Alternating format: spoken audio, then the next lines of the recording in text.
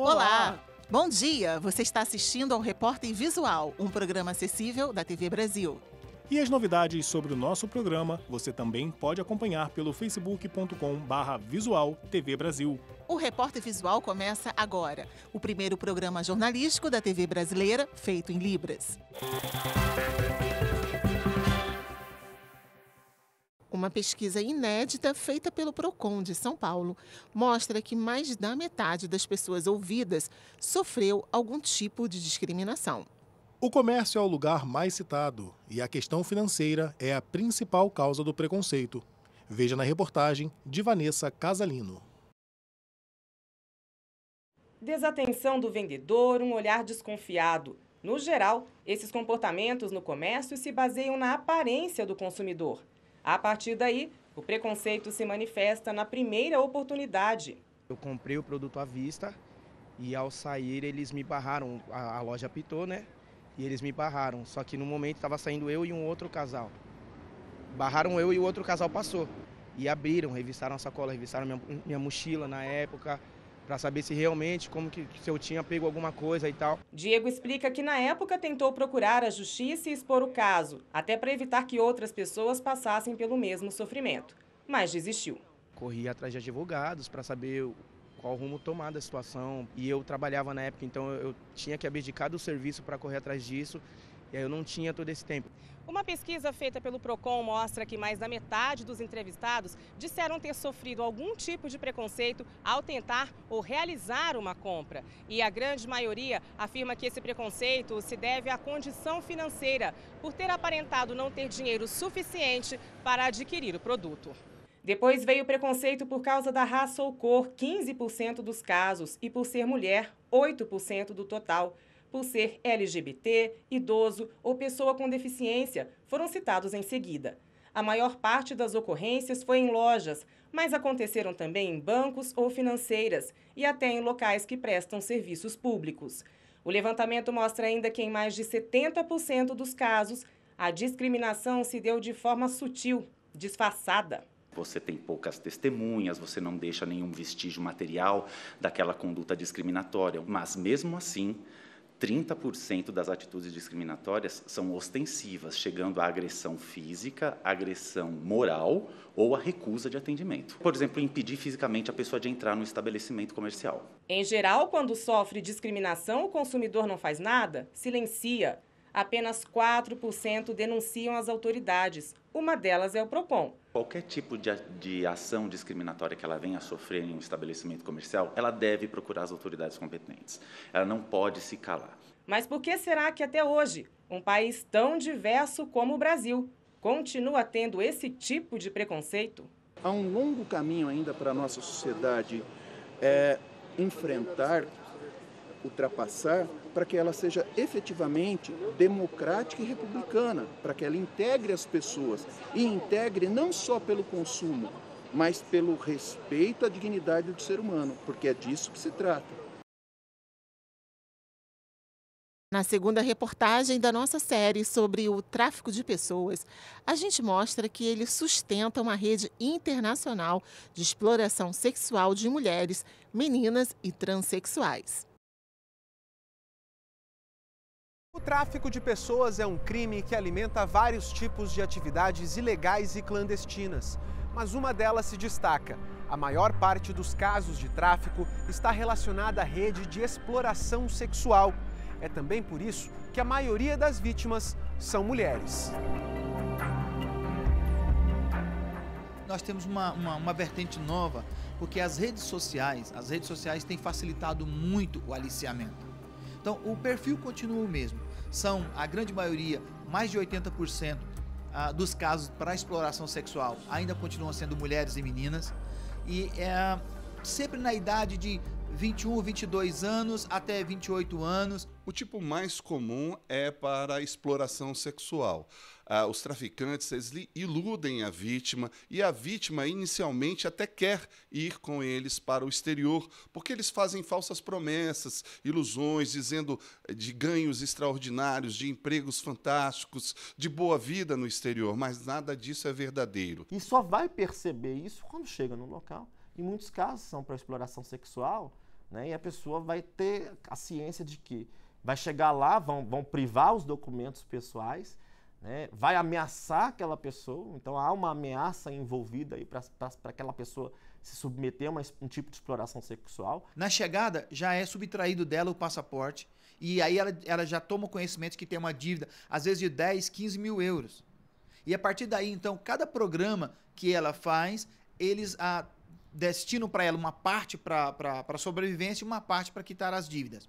O problema é que eles sempre vão aumentando as taxas de forma que ela nunca consiga pagar. E aí muita gente pergunta, mas às vezes a vítima sabe exatamente o que ela vai fazer. Por exemplo, em situações como uso profissional do sexo. Mas aí a gente coloca que pode ser uma situação de tráfico e de exploração sexual, porque a pessoa talvez não soubesse que ela teria a sua liberdade cerceada, que ela seria obrigada a trabalhar 15 horas fazendo dezenas de programas num dia. Existem casos de mulheres que conseguiram retornar ao Brasil e tentaram denunciar o esquema e foram assassinadas. As mulheres transexuais também são alvos fáceis do tráfico de pessoas para a exploração sexual. Para elas, a dificuldade de conseguir um emprego formal as empurra para a prostituição como única alternativa de sobrevivência. Quando eu chego numa empresa, eu estou lá com meu currículo maravilhoso, preencho todos os requisitos. Quando eles olham para mim e identificam que eu sou uma mulher transexual, que eu sou uma travesti ou um homem trans, aí eles rapidamente, acabou. Toda a minha capacidade, a minha experiência não é levada em conta. Então, o caminho da prostituição é para ajudar nessa questão também da transformação corporal. Mas, no final das contas, esses traficantes usam silicone industrial, materiais de baixa higiene, para poder fazer essa transformação e explorar sexualmente. Teve um caso de uma trans que estava acamada, com o corpo cheio de adesivos, pois tinha passado por introdução de silicone líquido em seu corpo, para tão sonhada mudança corporal, né? Ela tinha passado por um procedimento e o resgate dela foi com o SAMU. Então isso foi assim, para a nossa equipe foi bem chocante, né? E acho que essa é a coisa que mais marcou. Elas acabam expostas a doenças sexualmente transmissíveis, não é? E não são poucos os casos de HIV/AIDS, sífilis, hepatites e outras doenças epidêmicas naquela localidade, né? E muita depressão. Seja com mulheres, meninas ou transexuais, o tráfico de pessoas para exploração sexual quase sempre começa com um convite tentador de uma vida melhor. Por isso, desconfiar sempre é a melhor maneira de se prevenir. Essas ofertas muito fáceis de trabalho, de ganhos no exterior, até mesmo no Brasil, elas devem ser objeto de desconfiança. A gente precisa evitar que o crime aconteça. Por isso que é tão importante a gente investir na prevenção, seja por palestras, por entrevistas, por rodas de conversa. Acho que a gente precisa trabalhar ali, não deixar acontecer. Aquelas que conseguem retornar, que elas tenham uma assistência diferenciada do ponto de vista da saúde e da assistência social e do trabalho, né, também, né, porque é preciso que elas possam ter também outras fontes de renda além do trabalho sexual, né? Uma associação que fornece próteses de graça atendeu mais de 300 mil pessoas no ano passado. Em parceria com o SUS, o Sistema Único de Saúde, a Associação Brasileira Beneficente de Reabilitação faz um trabalho artesanal e recupera saúde e autoestima. Os obstáculos não intimidam o seu Osmar.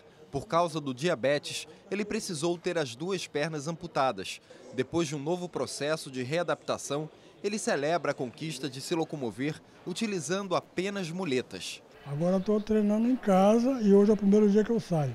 O seu Osmar é um dos pacientes atendidos pela ABBR, a Associação Brasileira Beneficente de Reabilitação, uma entidade privada que, em parceria com o SUS, oferece gratuitamente acompanhamento médico, reabilitação e até próteses, normalmente para pacientes com sequelas graves de acidentes, doenças ortopédicas, neurológicas, reumáticas e especialmente um vilão comum, o diabetes. Esse é o principal motivo que trazem as pessoas aqui? Na ABBR, sim, para as pessoas mais idosas. Agora, quando é jovem, a maioria é por acidente de moto. Alguns jovens e crianças vêm por conta de osteosarcoma. É um tipo de câncer ósseo. E aí, normalmente, tem que amputar. Para que pessoas amputadas voltem a ter novamente os movimentos, uma equipe de cerca de 50 funcionários trabalha na confecção de órteses, próteses e calçados na ABBR, num processo totalmente personalizado. Tudo começa com a medição do coto, que é a ponta residual da perna amputada. Na sequência, a equipe produz um molde de gesso. A peça passa então por uma laminação, onde é confeccionado o encaixe rígido em resina. Em seguida, acontecem os processos de modelagem e pintura. A gente sempre compara com a outra perna do paciente, as medidas, para deixar o mais próximo possível do paciente. Os modelos mais simples de próteses poderiam custar pelo menos R$5.000, se não fosse a parceria com o Sistema Único de Saúde. No ano passado, a ABBR realizou 340 mil atendimentos pelo SUS no Centro de Reabilitação. Só na oficina ortopédica foram quase 10 mil solicitações. Esse é um trabalho que tem que ser feito com amor, tem que gostar muito da profissão, porque quando você vê o resultado, aí a gente fica muito feliz com isso. E o Repórter Visual fica por aqui.